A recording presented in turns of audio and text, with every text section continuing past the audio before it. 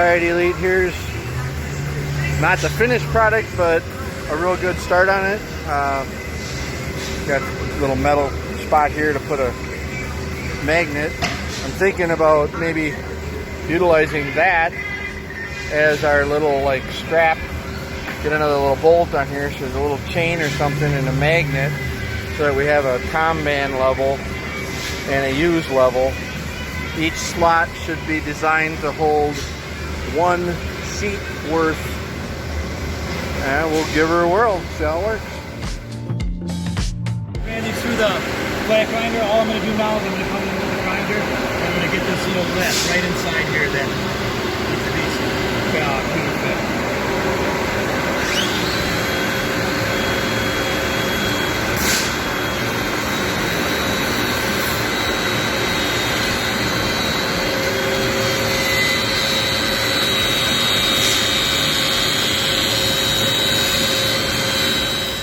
Hey everybody, we're here at the flat grinder sill line, and Josh and I are coming up with our daily task of taking care of emptying our garbage and accounting for our tools. So first off, I just want to show you guys, we have a few bins, garbage bins over here. First one we have is at the end of the sill line, or at the end of the flat grinder, I'm sorry. It rolls right out. So that would be garbage bin number 1. Garbage bin number 2 would be right here by the table saw, and it's here because when we rip sills and stuff, we knock our scrap right in there. And then we have another bin right here at the end of the sill line. So at the end of the day, what we'll do is we'll take all 3 of these garbage bins. They'll come here to this middle one by the table saw, and typically we'll dump them in there if there's room for them. And then because we have an oversized bag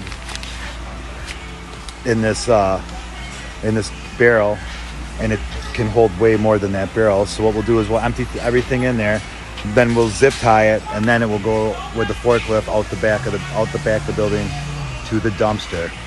Once the garbage is out, then what we want to do is kind of visually inspect, make sure we got all our tools, like our buffers, in our place. There's another one over on the other side there, you can kind of see. We want to make sure we got sandpaper. At the table saw here, we want to make sure everything's put back that we use, our guides, our wrap, water bottles, our stops for our sills, our UV light, our patching equipment, and just make sure everything's in place where it's labeled like we did before. So if anything is missing by an empty tag, we should be able to spot it immediately.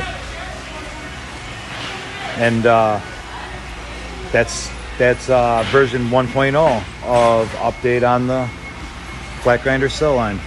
Thanks. My big item sort area. Cleaning it up a little bit. My basketball hoop, we're just finishing our project at home. We'll be going back soon. We're gonna rehome this because it gets forgotten all the time. And the other stuff, if anybody is interested in buying it, awesome, including that thing right there. Peace out. Loving what Adam's got going on, making sure things are nice and clean.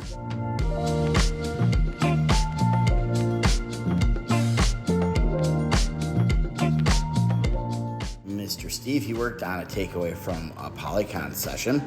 He replaced some of the wheels on a transfer cart as a trial with the bearing style wheels and extended their separation of them to see how it would work.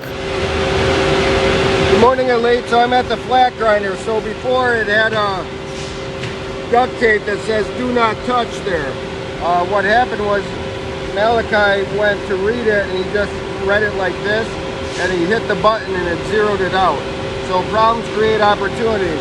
So I just put this hard piece of template here where you can't hit the buttons at all. You don't even have to write do not touch because you don't even know it's there. I also added a decimal fraction to decimal conversion sheet which shows everything, so when you correlate it you can figure it out. Shane, the home giver.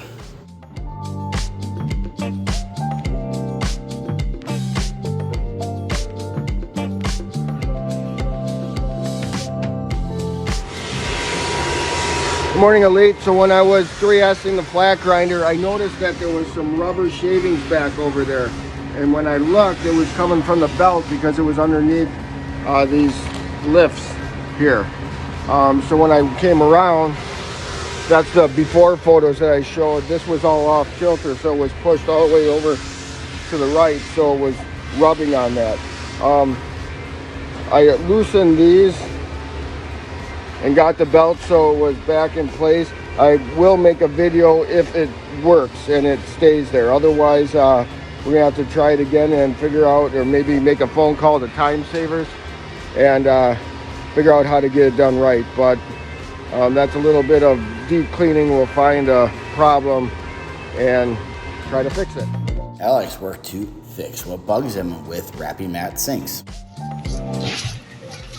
Before we would just wrap it without anything on the edges or anything like that, but still, it's still possible for the wrap to come off, especially on matte sinks. So we're going to try to tape the ends.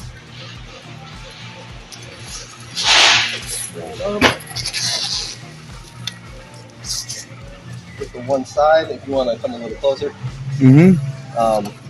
So we got it strapped up. I'll go ahead and do the other side just like that, and hopefully we don't have any problems. We'll see how that works out. Hope for some feedback. Thank you.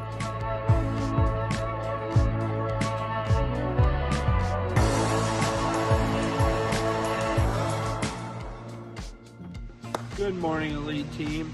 Steve, John, Dylan here in set. And we would always grab our finished foam right under here when we would set sink customs. Now, we made a little improvement where now we don't have to bend down with our waist to grab it. Now all we do is just turn around, grab the foam when we need it to set customs, set it through. 2-bin system, pretty easy. So we had plenty of waste going on. We had to bring the whole transportation of a big old stack. End up with defects of them snapping in half and breaking. And then you get down here, you gotta stick them in this little thing. There's just so many defects, so we tried to figure out a new way that creates a system of 2-bin, as Dylan was saying, and a better location. Morning. So, as everybody's already been explaining about the old way and what we had to do, came up with this little cart. We ordered this product in a 4x8 sheet. So what we did was we designed it to hold a sheet per slot. We have a 2-bin system, so we use, and then that triggers us to go cut more, but also it's mobile. Whoa! So we just take it right to the saw, we cut it, we put it in. As John was saying, all the defects of braking and handling is no longer. We roll it right through here and just set it down. We still have a little bit of improvement to do with the fall off pieces as we use our long pieces, but it's definitely better. We would grab foam in Bay 11, carry it all the way over to the table saw where we would cut it. Then we would transport it all the way over there, carrying it with the possibility of it breaking all the way over there to set. So hopefully this improvement worked. So on the 2-bin system, obviously, we use from this area and then we can start from this area. When we start from this area, we can just put our little magnet on the side, either side. We go reload, and then this becomes the 2-bin side. So we're always rotating. Mr. Justin doing a good job making sure to hold the wedge and keep a standard.